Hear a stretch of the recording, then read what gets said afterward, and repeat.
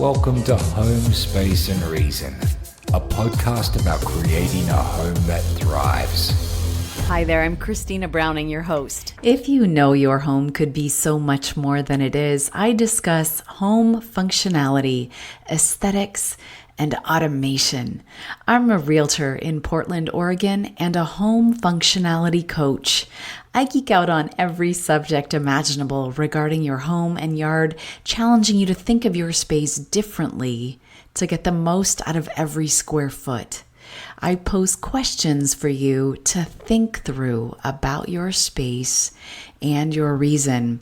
This podcast is all positive, offering you virtual fist bumps and celebrating every win. Remember, there's no such thing as perfect, but you can still aim for your best every day. Join me on social media by searching for the handle Space and Reason. From the time we were small children, color was likely a part of your world unless you were born without sight or you suffer from color blindness. Think back for me to your earliest memory of crushing on a color. What was it? I vividly remember seeing a commercial for lipstick and declaring then and there that my favorite color was red.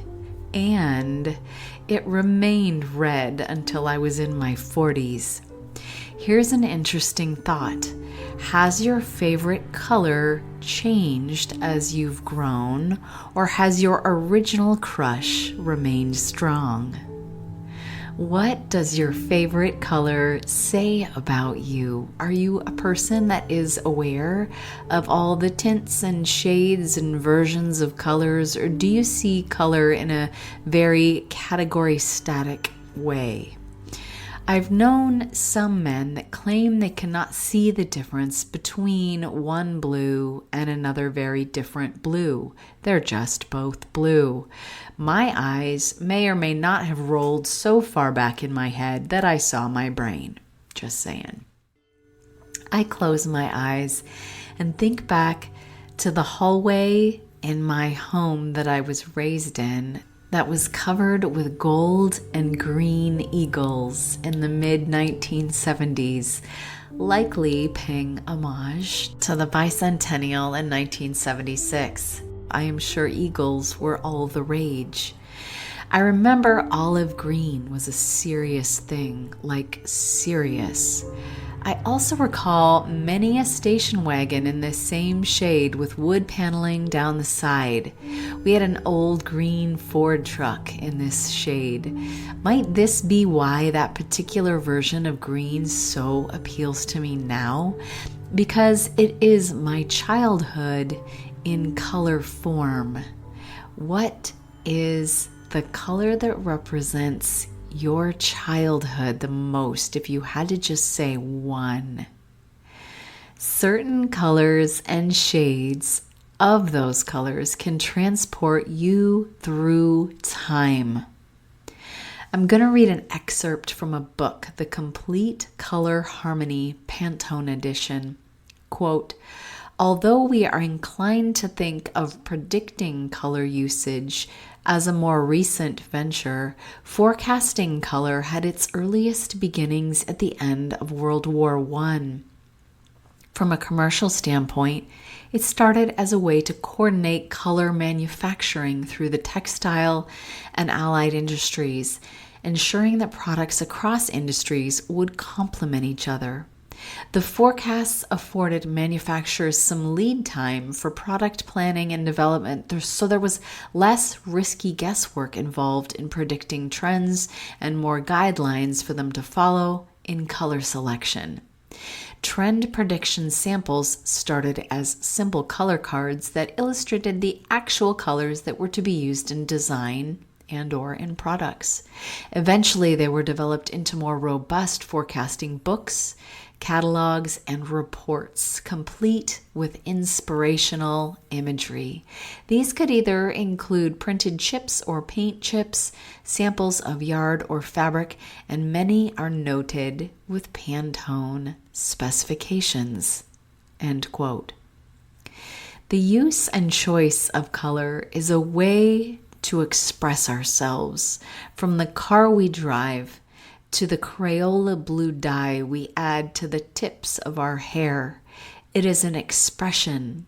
When you consider color in your home, interior and exterior, I would like to challenge you to start first with emotions. What do you want to feel when you are in the room you're considering to paint or buy furniture for? Let me explain further by telling you a story, because that's always more fun anyway. When I was in the fabric store, considering what fabric I wanted to buy to make the curtains for my new primary bedroom that sat atop a hill over a busy urban street, I knew it needed to be solid enough for privacy in the evenings, but that was about it. I hadn't committed to painting the room yet because I wanted to start with an emotion and let it lead the way. After looking and liking many, I still didn't settle. I went to several fabric stores before my heart leapt from my chest, because I knew that this creamy fabric covered in brown, green, and Fiji blue palm trees was it. I knew it the moment I saw it. There was no more thinking to do. The unfortunate thing was, others liked it as much as I did, and it was at the end of the bolt, and I was short the length I needed for both sides of the curtains. I bought it anyway, deciding to add a Cuban brown embossed leather strip across the bottom, allowing me to use both this fabric and have them be dusting the floor for floor length. It wasn't until then that I decided what color to paint the rest of the room. I took the fabric to the paint store and decided I wanted this beachy Tommy Bahama vacation vibe to be undeniable. But notice I didn't start out by saying I want a green bedroom, for example. I wanted the emotion that this fabric evoked for me. You too can start with an item, a piece of fabric, or even a beer can logo that you love, and use it for building out the color palette in any room. Inspiration can come from anywhere. You'll notice that once you start tuning into color, you can quickly spot a kitchen from a decade ago within about a millisecond because, well, everything was taupe. And countertops were usually a busy, darkish marble or granite from that same time frame. If you're looking to update your entire kitchen, paying some attention to trends is helpful. Whether it's to follow them or avoid them, it's helpful to be in the know. My favorite trick when thinking on a color scheme is to carry my paint swatches in my purse. So when I'm out in the world, if I happen upon a little shop with something incredible, I can pull out my swatches and see how this item sits with the colors I either intend to paint with or have painted on my wall. Noticing how you feel in certain spaces out in the world can also help you to dial in on what emotion you're going for in each room, and thereby making the color equation less vast. If you know you want a calming room, you've just eliminated a bunch of intense colors already by making your decision less intimidating. Also, we live in such a remarkable time with the interwebs here to help us, apps available to color match, and Pinterest to deep dive in. Do your homework and don't make a paint decision quickly. As I outline this podcast, I'm on a northbound train that has a rich, rusty colored curtain in the windows. I do like them. I like that they're solid and the only pattern is suggested by texture of tiny squares in a row. When you start paying attention to these details, textures, and colors, you see them everywhere. You can start to notice how you feel in different spaces and around different colors, most noticeably when a space has a lot of that color, and if you are plussed or minused by it. Are you energized, relaxed, or inspired? Are you offended? Or maybe you feel your anxiety level increasing. I want to read a small excerpt from an article on verywellmind.com titled Color Psychology. Does it affect how you feel? How color impacts moods, feelings, and behaviors. Quote, do you feel energized when you see red? Does the color blue make you feel calm and relaxed? Artists and interior designers have long believed that color can dramatically affect moods, feelings, and emotions. Colors, like features, follow the changes of the emotions, the artist Pablo Picasso once remarked. Color is a powerful communication tool and can be used to signal action, influence mood, and even influence physiological reactions. Certain colors have been associated with physiological changes, including increased blood pressure, increased metabolism, and eye strain. It later goes on to list colors and their symbolic meanings as well as their therapeutic meanings. So now is a great time to get out a piece of paper and a pen. Several ancient cultures, including the Egyptians and Chinese, practiced chromotherapy, or the use of colors to heal. Chromotherapy is sometimes referred to as light therapy or colorology. Here are some questions to ask yourself about your space and your reason. Pick one room you'd like to focus on. Write that at the top of your paper. Think about the main things happening in that space at their most basic level, like sleep, for example, if it's a bedroom. Then write down the numbers associated with the feelings you'd like to have in that space. It's okay to write down more than one number. Write down a number 1 if you want to feel excitement, passion, or love in this space. If you'd like your body stimulated for action or increased circulation. Write down a number 2 if you want a space to feel soft or reserved, maybe earthy.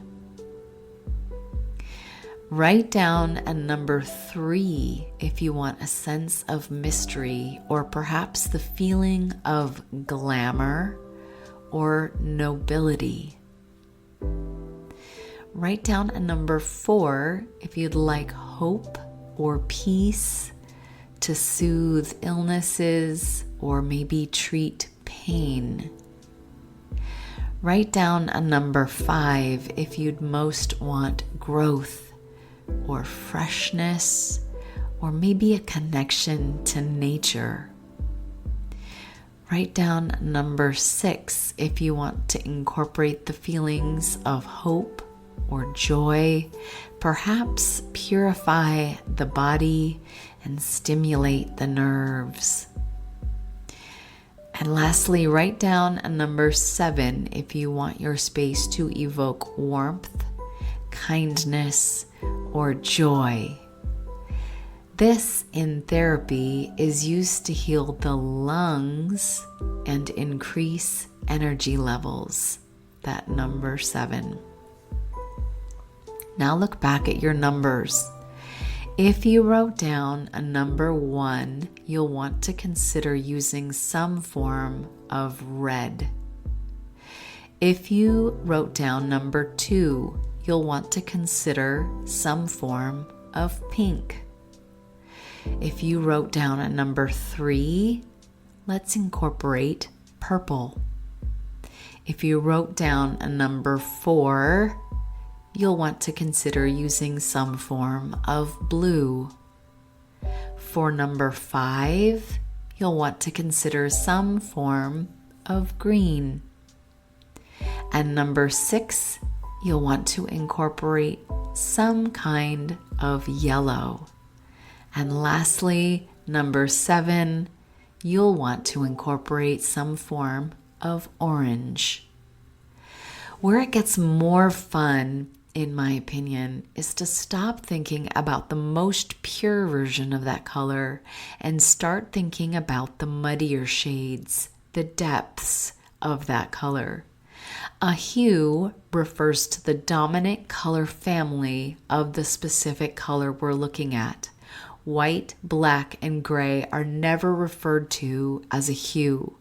Once we dip into tints, tones, and shades is when it takes on a more sophisticated feeling in your home. A tint is sometimes also called a pastel, but to be precise, a true tint is any hue or mixture of pure colors with only white added. A true tone is any hue or mixture of pure colors with only gray added. A true shade is any pure hue or mixture of pure colors with only black added. However, in real life, any combination is available to us, and therefore these terms are sometimes interchangeable and mixed, like sometimes gray and black are added to achieve the precise color that you want. Using several versions of that color you wrote down within one room can make it more interesting and beautiful. A muddier version or a lighter version is sometimes less jarring. Think of a paint swatch as an example, with the lightest versions at the top and the darkest versions at the bottom. Any of those within a space would sit well together because they're made up of the same base. And then think about the color wheel. And if you don't have it memorized, simply Google it. Whatever is opposite of that color is also an easy yes. One makes the other look its best. So if orange was on your list, for example, don't think about the brightest, most pure version. Think of the spices in your spice rack or the peach fuzz on a peach. Think of sherbet or salmon. It's endless and beautiful. Because I love colors so very much, I'm going to embark on a series of episodes where I focus on one particular color per episode. Even if you don't think you love that color, it's fun to think about things differently and consider which colors can be paired with others and the feelings they provoke along with their history. Notice your self-talk. How are you feeling today? No, really. Like, how are you really feeling? Let's just think about you, not everybody around you and all the things that you do for them or how they're feeling. I want to just check in with you. Hi. I appreciate you being here today. If you'd like to hire me as your home functionality coach, or if you happen to live in the greater metro Portland, Oregon area and need to buy a home or sell your home, I'd be honored to be your realtor. Reach out to me by clicking on the link in the show notes. You can literally book right into my calendar with the link there. You're welcome to also visit my website, spaceandreason.com, and follow me on social media by clicking the link attached.